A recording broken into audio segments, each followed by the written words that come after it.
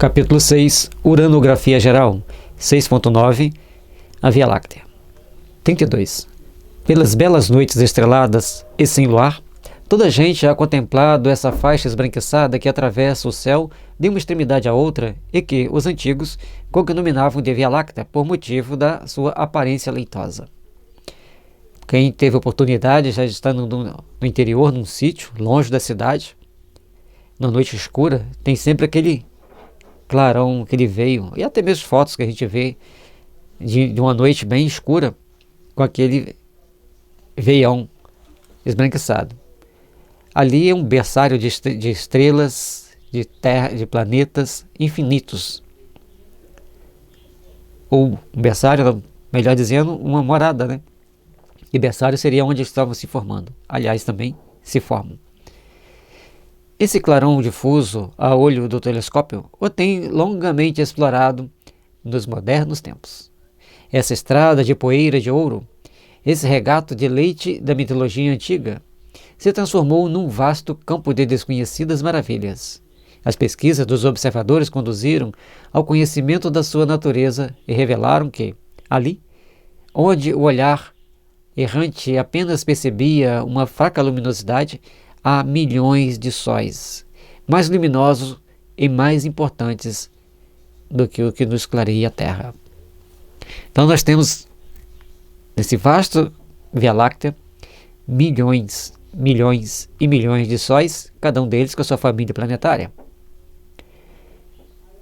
Seus cometas, seus asteroides, ou seja, o universo é gigantesco.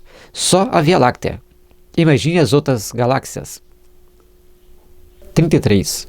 Com efeito, a Via Láctea é uma campina semeada de flores solares e planetárias, que brilham em toda a sua enorme extensão. O nosso Sol e todos os corpos que o acompanham fazem parte desse conjunto de globos radiosos que formam a Via Láctea. Malgrado, porém, as suas proporções gigantescas relativamente à Terra e a grandeza do seu império, ele, o Sol, ocupa inapreciável lugar em tão vasta criação. A Terra é extremamente minúscula diante da grandeza de todo o universo. E o Sol, que para nós é uma estrela potentemente brilhando, irradiando seu calor para nós, diante de todo esse contemplar do universo, ele é simplesmente uma pequena estrela.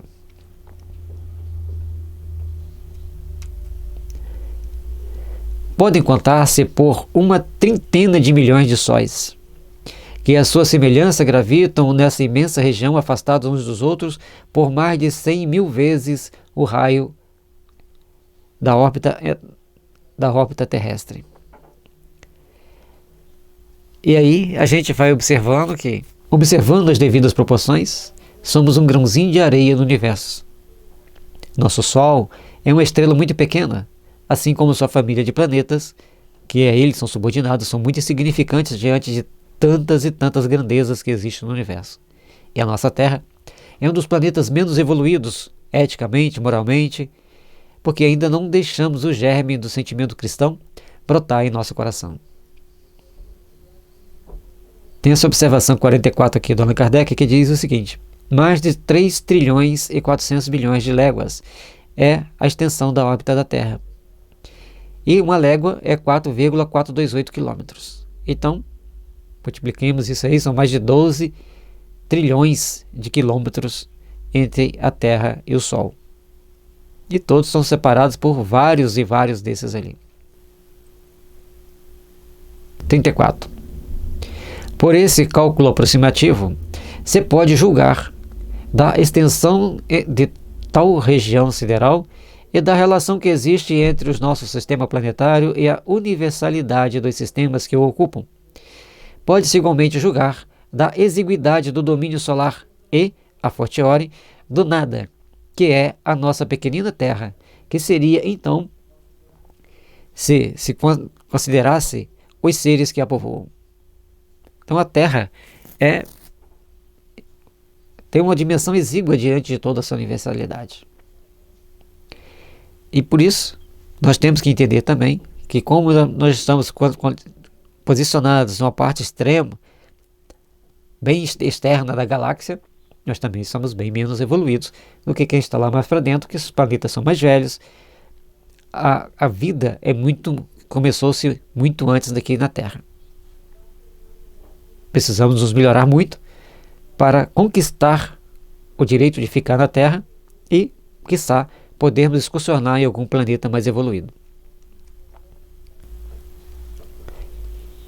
Digo do nada, porque as nossas determinações se aplicam não só à extensão material física dos corpos que estudamos, o que pouco seria, mas também e sobretudo ao estado moral deles como habitação e ao grau que ocupam na eterna hierarquia dos seres. A criação se mostra aí em toda a sua majestade, engendrando e propagando em torno do mundo solar e em cada um dos sistemas que o rodeiam, por todos os lados, as manifestações da vida e da inteligência. Tudo que temos na Terra é muito, muito, muito inferior aos outros. Por quê? Se nós estamos numa posição dentro da Via Láctea, deixa eu ver se eu consigo vir aqui. Olha, tudo isso aqui é Via Láctea. E nós estaríamos bem na periferia, porque aqui ainda está mostrando mais o centro, o núcleo dela. Nós estaríamos bem na periferia dela. Olha quantos milhões de sóis tem ali dentro, muito maiores, brilhando com muito mais intensidade do que o nosso. Então isso é um fato. E os seres que habitam a Terra, lembre-se que a doutrina espírita foi escrita entre 1860 e 1870. Nessa época, cidades enormes que nós temos hoje, como Uberaba e Uberlândia, não existiam. Foram criadas bem depois. Então, a gente vai vendo como que o mundo modificou em só apenas 100 anos. Imagine esses planetas que estão a 1 milhão de anos à nossa frente, 10 milhões de anos, 100 milhões de anos. São muito mais evoluídos. Então, nós temos que ver que nos colocar na condição de simplicidade, de humildade frente ao Criador, sermos gratos a Deus por nos dar essa moradia maravilhosa para caminharmos aqui, fazer o nosso processo evolutivo, mas também procurar nos melhorar o suficiente para ajudar a todos que aqui estão a se melhorarem também. 35. Assim fica-se conhecendo a posição que o nosso Sol ou a Terra ocupam no mundo das estrelas. Ainda maior peso ganharão essas considerações se refletirmos sobre o estado mesmo da Via Láctea, que, na imensidade das criações siderais, não representa mais do que um ponto insensível e inapreciável, vista de longe, porquanto ela não é mais do que uma nebulosa estelar, entre os milhões das que existem no espaço. E aí vem mais outro detalhe que ele começa a mostrar para a gente, que tem coisas maiores. A Via Láctea é uma das criações siderais, uma das grandes galáxias, das grandes constelações. Além dela, tem muitas outras que se perdem na imensidão do espaço infinito. E quando nós acharmos que descobrimos 10, tem mais 10 lá no fundo, que a gente não conseguiu ver. Descobrimos essas outras 10, tem mais 10 lá no fundo, que a gente não conseguia ver. Ou seja, quanto mais desenvolvemos nossos equipamentos sofisticados para vislumbrarmos o mundo em qual nós vivemos, existirá tantos outros a mais para nós até então desconhecidos. O universo é algo fantástico. É algo que quanto mais a gente para pensar sobre ele, mais a gente vai vendo a grandeza dele, mais a gente vai vendo a grandeza de Deus. Se ela nos parece mais vasta e mais rica do que outras, é pela única razão de que nos cerca e se desenvolve em toda a sua extensão sob os nossos olhares, ao passo que as outras, sumidas nas profundezas insondáveis, mal se deixam entrever. Hoje, com o telescópio Hubble vai descobrindo mais e mais galáxias, mais e mais formações estranhas, diferentes, maravilhosamente lindas dentro da nossa Via Láctea e ao longo do universo. Mas, por tudo isso que chega até nossos olhos, ainda existe muito e muito, muito mais. Sem contar as vidas exuberantes que existem em planetas mais evoluídos, tecnologias que nós nem dimensionamos. a possibilidade de ter. 36. Ora, sabendo-se que a Terra nada é, ou quase nada no Sistema Solar, que este nada é, ou quase nada na Via Láctea, esta, por sua vez, é nada ou quase nada na universalidade das nebulosas, e esta própria universalidade é bem pouca coisa dentro do imensurável infinito. Começa-se a compreender o que é o globo terrestre. Um grão de areia dentro do universo. Então, nós temos que ver que a Terra e o Sistema Solar são muito pequeninos dentro do universo que nós temos. Temos estrelas muito maiores, Betelgeuse, Aldebaran, próprio Órion, Sirius, são bem maiores do que o Sol. Então, o nosso Sistema Solar é bem pequeno dentro da Via Láctea. A Via Láctea, se comparada com as outras, ela também é bem pequena.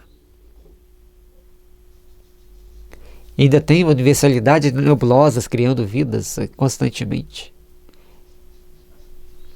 O universo, o termo universo, né, abrange uma dimensão infinita até onde a nossa imaginação conseguir ir.